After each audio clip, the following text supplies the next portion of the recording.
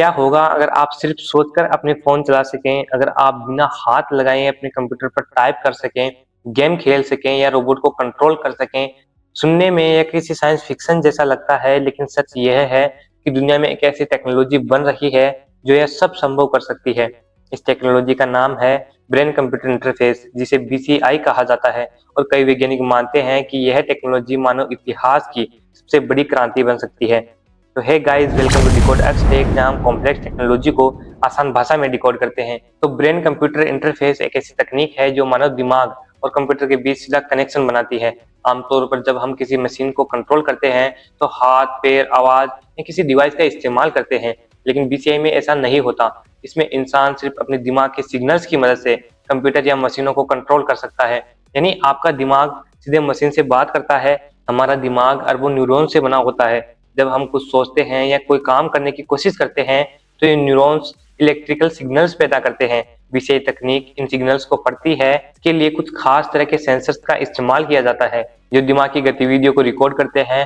फिर ये signals computer तक पहुंचते हैं। वहां एआई और मशीन लर्निंग एल्गोरिदम इन सिग्नल्स को समझते हैं और उन्हें किसी एक्शन में बदल देते हैं। उदाहरण के लिए, अगर कोई व्यक्ति अपने दिमाग में माउस को दाईं तरफ ले जाने की कल्पना करता है तो बीसीआई इस सिग्नल्स को समझकर स्क्रीन पर माउस को दाईं तरफ मूव कर सकती है।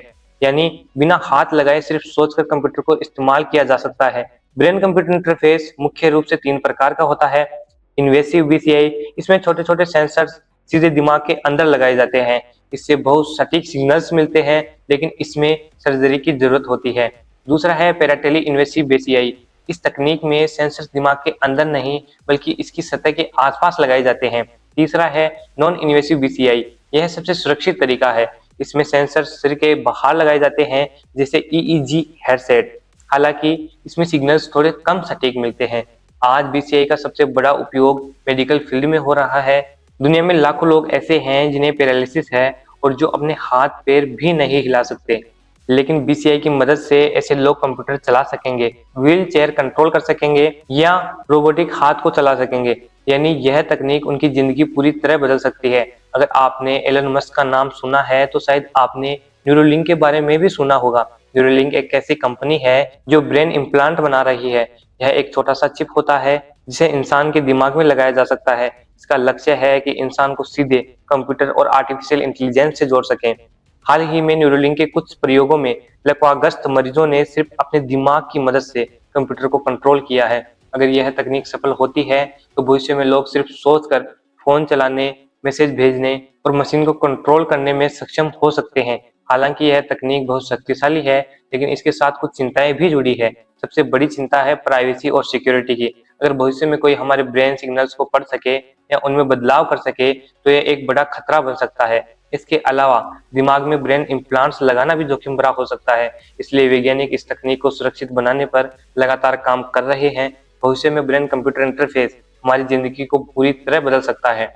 कल्पना कीजिए, आप सिर्फ सोचकर कंप्यूटर पर टाइप कर सकें, रोबोट को कंट्रोल कर सकें या सीधे अपने दिमाग में इंटरनेट एक्सेस कर सकें।